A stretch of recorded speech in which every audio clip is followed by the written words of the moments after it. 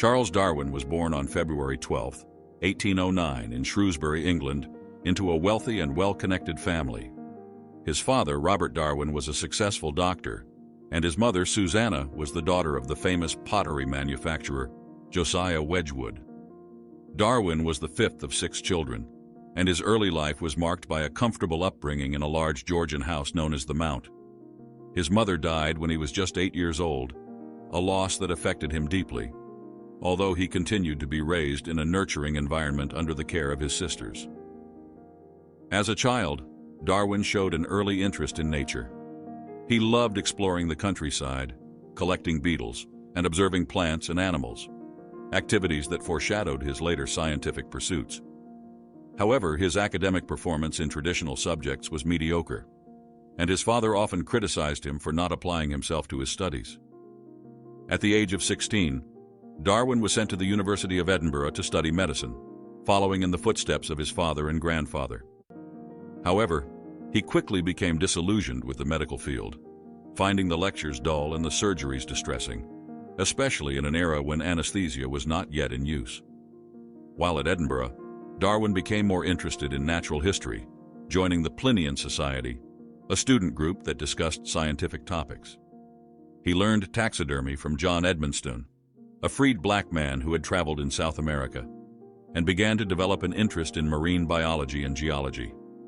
Despite his growing passion for science, his lack of interest in medicine led his father to withdraw him from Edinburgh and instead send him to Christ's College, Cambridge, in 1828, with the intention of preparing him for a career in the clergy. At Cambridge, Darwin was expected to study theology, but he was far more captivated by his extracurricular pursuits. He became friends with several prominent naturalists, including John Stevens Henslow, a botany professor who mentored Darwin and encouraged his interest in the natural world. Henslow's influence was pivotal. He introduced Darwin to the emerging field of geology and broadened his scientific knowledge.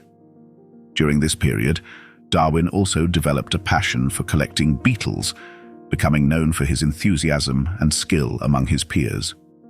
Darwin graduated from Cambridge in 1831, earning his Bachelor of Arts degree. His future seemed uncertain, as he still had no clear career path. However, that summer he received a life-changing opportunity when Henslow recommended him for a position as a naturalist aboard the HMS Beagle, a Royal Navy ship set to embark on a surveying voyage around the world. Although his father initially opposed the idea, fearing it would be a waste of time, Darwin's uncle Josiah Wedgwood intervened, persuading him to allow Darwin to join the expedition. This decision set the stage for one of the most significant scientific journeys in history, marking the beginning of Darwin's transformation into the renowned naturalist, who would later develop the theory of evolution by natural selection. In 1831, Charles Darwin embarked on a pivotal chapter of his life when he joined the HMS Beagle as the ship's naturalist. The Beagle, commanded by Captain Robert Fitzroy, was set to undertake a surveying expedition around the world, primarily focusing on mapping the coastlines of South America. Darwin, initially uncertain about his role, soon became deeply involved in documenting the natural world. The journey, intended to last 2 years, extended to almost 5, profoundly shaping his scientific thinking and laying the groundwork for his revolutionary theories. The voyage began in December 1831, and Darwin quickly adapted to life at sea, despite frequent bouts of seasickness. His curiosity and keen observational skills led him to collect specimens of plants, animals, fossils, and rocks at every port of call. The Beagle first made landfall in South America, and Darwin spent extensive periods exploring the continent's diverse landscapes, from the tropical rainforests of Brazil to the arid plains of Argentina and the rugged terrain of the Andes Mountains. He marveled at the rich biodiversity and the variety of species he encountered, meticulously recording his observations in his notebooks. One of the most significant aspects of his South American journey was his study of fossils. In Patagonia, Darwin discovered the remains of extinct mammals that resembled modern species, but were clearly distinct, which led him to question the permanence of species and the forces driving their changes over time. His geological studies also deepened, influenced by the works of Charles Lyell, whose principles of uniformitarianism proposed that Earth's features were shaped by slow, continuous processes over vast periods, rather than sudden, catastrophic events. In September 1835, the Beagle reached the Galapagos Islands, an isolated archipelago that would become legendary in the history of evolutionary biology. Darwin was struck by the unique wildlife, particularly the variations among species from island to island. He observed that the mockingbirds, finches, and tortoises differed subtly depending on their specific habitats, suggesting that species might adapt to their environments over time. Although Darwin did not fully grasp the implications of these findings at the time, they planted the seeds for his later thoughts on natural selection. After leaving the Galapagos, the Beagle continued across the Pacific Ocean, stopping at locations including Tahiti, New Zealand, and Australia. Darwin's fascination with coral reefs led him to develop a theory on their formation, proposing that they grew atop slowly sinking volcanic islands, a hypothesis that would later be confirmed. Throughout the journey, Darwin corresponded with leading scientists back in England, sending them reports and samples that gained him recognition as a promising naturalist. The voyage of the Beagle concluded in October 1836, when the ship returned to England. Darwin had traveled over 40,000 miles and collected thousands of specimens, amassing a wealth of data that would occupy him for years. He returned with a transformed worldview, increasingly skeptical of the traditional belief that species were immutable creations. Although it would take over 2 decades for him to fully develop his theory of evolution by natural selection, the experiences and observations made during the Beagle voyage were instrumental in shaping his scientific ideas. The journey marked a turning point in Darwin's life, establishing him as one of the most influential naturalists of his time and setting the stage for his groundbreaking contributions to biology. After returning to England in October 1836, Charles Darwin was hailed as a rising star in the scientific community. He had amassed a vast collection of specimens and observations from his 5-year voyage on the HMS Beagle, and he was eager to make sense of his findings. Settling in London, Darwin began the painstaking task of analyzing his notes, classifying his collections, and corresponding with leading scientists of the time. The specimens he brought back were eagerly studied by experts, and his reputation as a serious naturalist grew rapidly. Darwin initially focused on publishing his observations from the Beagle voyage. He was encouraged by the support of his mentor, geologist Charles Lyell, who helped him connect with prominent figures in scientific circles. Darwin's first major work, Journal of Researches, was published in 1839 as part of Captain Fitzroy's narrative of the surveying voyages of His Majesty's ships, Adventure and Beagle. Darwin's account was well received and praised for its engaging style and detailed descriptions of the natural world, enhancing his public profile. During this period, Darwin's thoughts increasingly turned toward the questions that had puzzled him during his travels, particularly the nature and origins of species. He began to develop his ideas about how species might change over time, influenced by the variations he had observed among the finches and other animals in the Galapagos Islands. While he continued to work on other scientific projects, these ideas slowly matured in his mind, although he kept them largely private. In 1839, Darwin married his cousin, Emma Wedgwood, with whom he shared a close and affectionate relationship. The couple moved to London and began their family. Their marriage brought both joy and challenges, as Emma was deeply religious, and Darwin's evolving views on evolution and natural selection would later conflict with her beliefs. Despite these differences, they maintained a strong bond, and Emma played a crucial role in supporting Darwin through periods of illness and self-doubt. Darwin's health began to deteriorate during this time, and he frequently suffered from bouts of severe stomach pain, fatigue, and other symptoms that often confined him to bed. The exact cause of his ailments remains a matter of speculation, but his health struggles significantly impacted his ability to work. Seeking relief from the stresses of London, Darwin and his growing family moved in 1842 to the quieter surroundings of Down House in the village of Down, Kent. This move marked the beginning of a more secluded life, where Darwin could focus on his research in peace. Despite his health challenges, Darwin's scientific output during this period was prolific. He published several important works on geology, including The Structure and Distribution of Coral Reefs in 1842, which presented his groundbreaking theory of reef formation that he had developed during the Beagle voyage. Darwin's meticulous research and careful analysis of geological processes earned him further respect among his peers. In 1842, Darwin also completed a 35-page sketch of his theory of species transmutation, his first formal attempt to outline the principles of evolution that had been brewing in his mind since his return from the Beagle voyage. Though he did not yet publish these ideas, fearing the controversy they might provoke, this sketch marked a critical step in the development of his theory of natural selection, which would later revolutionize biology. These years were a period of intense intellectual activity and personal growth for Darwin, setting the stage for the monumental contributions he would make to science in the decades that followed. Between 1842 and 1851, Charles Darwin's life was marked by personal challenges, intense scientific work, and the quiet development of his revolutionary ideas. In 1842, Darwin and his family settled into Down House, a secluded estate in the village of Down, Kent. This move allowed Darwin to escape the pressures of London and focus on his research in a more tranquil setting. At Down House, Darwin established a routine of rigorous scientific inquiry, devoting his time to studying barnacles, writing, and refining his ideas on evolution. During these years, Darwin's health continued to be poor, with frequent bouts of illness that left him bedridden for days or even weeks.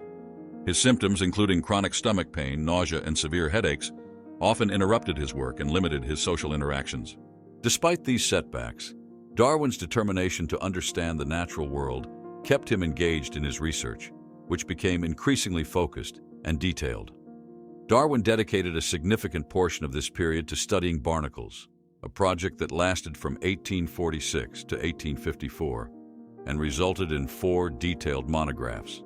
This work was not only an exercise in understanding a complex group of organisms, but also an opportunity for Darwin to hone his skills in classification, comparative anatomy, and detailed observation.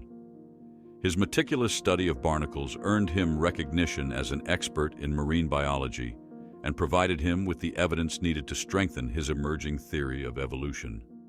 The barnacle research served as a crucial proving ground for his ideas about variation and adaptation, concepts that would later underpin his theory of natural selection.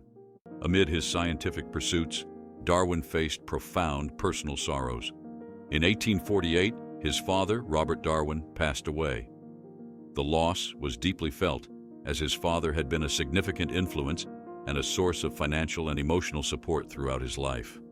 The most devastating blow came in 1851, when Darwin's beloved daughter, Annie, fell gravely ill.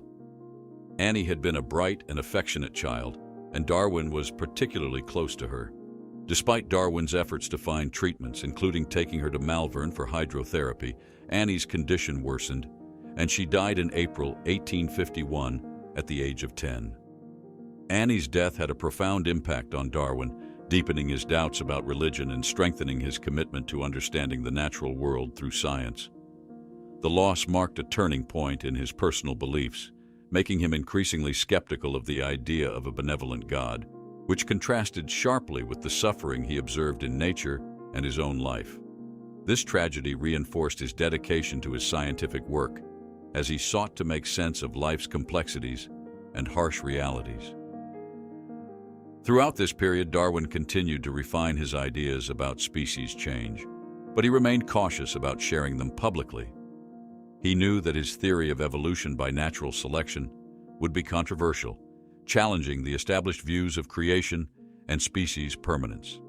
Instead, he quietly gathered evidence, corresponded with other scientists, and slowly built the foundation for what would eventually become his most famous work. These years were thus characterized by a combination of intense scientific productivity, personal loss, and the quiet but relentless development of ideas that would forever change the understanding of life on Earth. Between 1851 and 1860, Charles Darwin's life was defined by a mix of scientific breakthroughs, personal hardships, and increasing dedication to his theory of evolution. After the death of his daughter Annie in 1851, Darwin threw himself deeper into his work as a way to cope with his grief. His health, however, continued to be a significant challenge, with chronic illnesses frequently interrupting his research. Despite these struggles, this decade marked a period of intense intellectual activity as Darwin worked tirelessly on his theory of natural selection, gradually moving towards its eventual publication. In the early 1850s, Darwin completed his extensive research on barnacles, which had occupied him for nearly 8 years. This work established his reputation as a meticulous and serious scientist, and the detailed studies reinforced his ideas about variation within species, a key concept that would underpin his later evolutionary theory. Although the barnacle studies were highly specialized, they played a crucial role in strengthening Darwin's confidence in the principles he was developing regarding how species change over time. Following the completion of his barnacle work, Darwin shifted his focus back to his broader interest in the transmutation of species. He began to systematically organize the vast amounts of data and observations he had gathered over the years, from his Beagle voyage to his experiments and studies at Down House. Darwin conducted numerous experiments in his garden, such as studying how seeds might disperse across oceans, which helped him build evidence for his theories on the geographic distribution of species. In 1856, encouraged by his close friend and geologist Charles Lyell, Darwin began writing a comprehensive work on his theory of evolution by natural selection. Originally intended as a large, multi-volume work, Darwin titled it Natural Selection, but he struggled with the enormity of the task, as he sought to address every possible objection with thorough evidence and reasoning.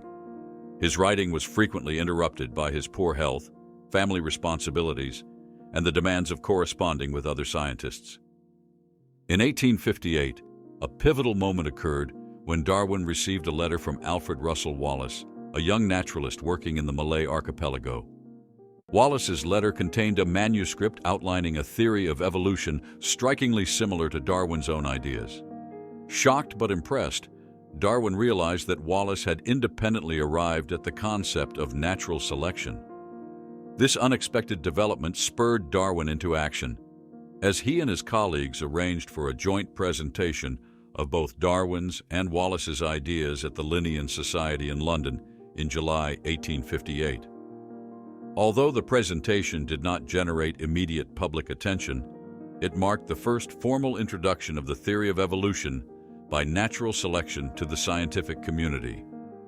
Realizing the urgency to publish his findings, Darwin quickly condensed his larger manuscript into a shorter, more accessible work. This resulted in the publication of On the Origin of Species on November 24, 1859. The book was an immediate success, selling out on the first day and generating widespread interest and debate. In it, Darwin meticulously laid out his argument for natural selection, providing evidence from a wide range of disciplines, including geology, paleontology, biogeography, and embryology. On the Origin of Species was groundbreaking, challenging the prevailing views on the immutability of species and offering a naturalistic explanation for the diversity of life. The publication of On the Origin of Species was a turning point in Darwin's life. While it was celebrated by many in the scientific community, it also faced criticism from religious leaders and some scientists who were uncomfortable with its implications. Despite the controversy, Darwin's theory began to gain acceptance, particularly among younger scientists, and it laid the foundation for modern evolutionary biology.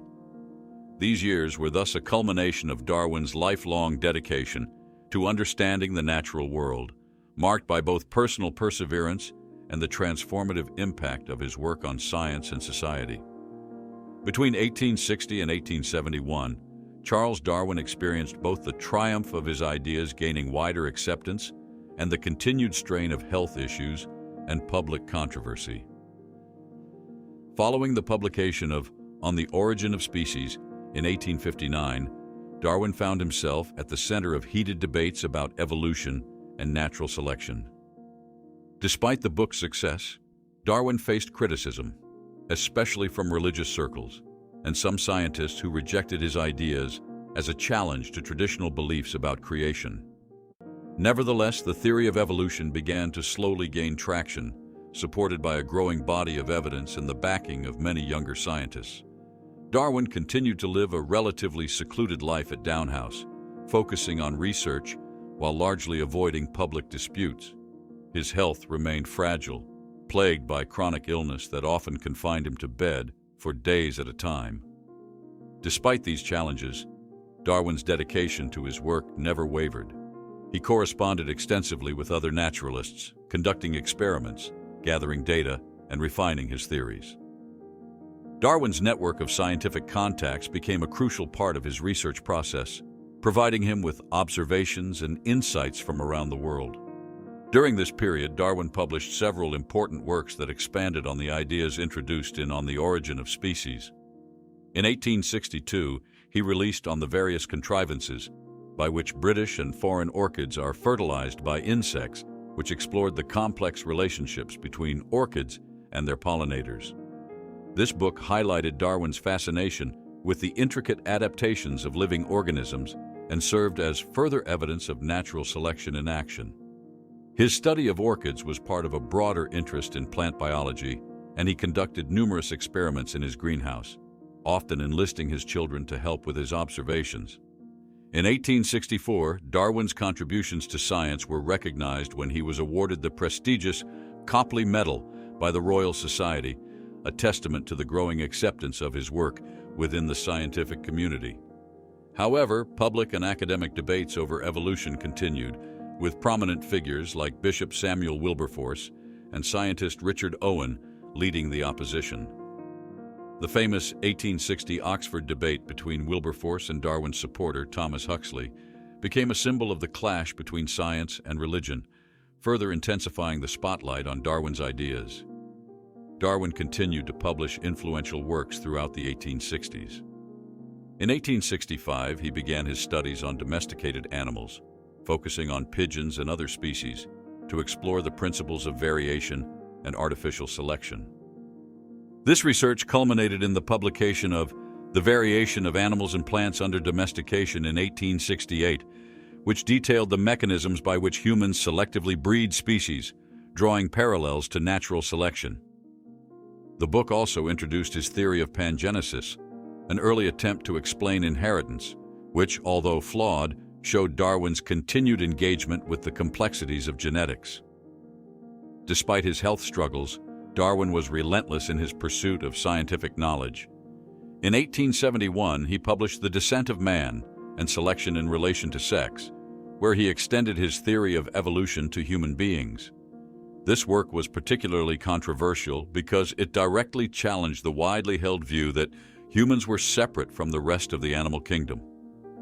Darwin argued that humans and apes shared a common ancestor, and he explored how sexual selection played a role in the development of human traits, such as physical differences between the sexes, social behaviors, and even the evolution of beauty standards. The Descent of Man sparked intense debate, as it not only proposed a direct link between humans and other animals, but also tackled topics such as race, morality, and the development of human intellect, all under the lens of evolution. The book solidified Darwin's position as one of the most influential thinkers of his time, even as it provoked further controversy. By 1871, Darwin's ideas had firmly taken root in the scientific community, forever altering humanity's understanding of its place in the natural world. These years represented a period of relentless scientific inquiry, personal resilience, and profound impact on the study of life. Between 1871 and 1882, the final years of Charles Darwin's life were marked by continued scientific productivity, ongoing health challenges, and growing recognition of his contributions to science. Despite his advancing age and persistent ailments, Darwin remained deeply engaged in research, publishing several important works that expanded on his evolutionary theories and explored new areas of biology. These years solidified his legacy as one of the most influential naturalists of all time. After the publication of The Descent of Man in 1871, Darwin continued to explore the implications of his theory of natural selection, particularly in the context of plants and animal behavior. In 1872, he published The Expression of the Emotions in Man and Animals, a pioneering work that examined how emotional expressions in humans and animals evolved as a form of communication. This book was one of the first to use photographs as evidence in a scientific argument and was groundbreaking in its approach to understanding the biological basis of emotions, bridging the gap between psychology and evolutionary theory. Darwin also remained fascinated by plant biology and devoted much of his time to studying various botanical phenomena. In 1875, he published Insectivorous Plants, detailing his experiments on carnivorous plants like the Venus flytrap and sundews, demonstrating how these plants adapted to nutrient-poor environments by capturing and digesting insects. His work on plants continued with the effects of cross and self-fertilization in the vegetable kingdom, 1876, and The Different Forms of Flowers on Plants of the Same Species, 1877, where he investigated the advantages of cross-pollination and the diversity of floral forms as strategies for successful reproduction. In these years, Darwin's health continued to be a significant concern. He frequently suffered from severe fatigue, stomach problems, heart palpitations, and other ailments that often left him bedridden. Despite these difficulties, Darwin maintained a rigorous work schedule, supported by his devoted wife Emma and their children, who assisted with his experiments and managed his correspondence. His quiet life at Down House allowed him to focus on his research, away from the public controversies that his work often sparked. Darwin's influence extended beyond his publications as he continued to correspond with scientists around the world, encouraging research that supported and expanded upon his theories. He remained a central figure in the scientific community, respected for his thoroughness, openness to new ideas, and willingness to engage with critics. Although Darwin rarely participated in public debates, he was kept well informed of the ongoing discussions about evolution and natural selection, and he valued the support of allies like Thomas Huxley, Joseph Dalton Hooker, and Alfred Russel Wallace. In 1880, Darwin published The Power of Movement in Plants, which explored how plants move in response to environmental stimuli, a subject that fascinated him for its complexity and subtlety. His final book, The Formation of Vegetable Mold Through the Action of Worms, 1881, focused on the humble earthworm and its vital role in soil formation. This work highlighted Darwin's lifelong interest in small, overlooked aspects of nature and how they contribute to larger ecological processes. The book was surprisingly popular and demonstrated Darwin's ability to engage the public's interest in natural history, even in his later years. Charles Darwin passed away on April 19, 1882, at the age of 73, at Down House, surrounded by his family. His death marked the end of an era in natural history, but his influence endured. Recognizing his immense contributions to science, Darwin was buried in Westminster Abbey, near other great figures like Isaac Newton. By the time of his death, Darwin's theory of evolution had fundamentally changed the way humanity understood life on Earth. His tireless curiosity, commitment to evidence, and willingness to challenge conventional thinking left a lasting legacy that continues to shape modern biology and our understanding of the natural world.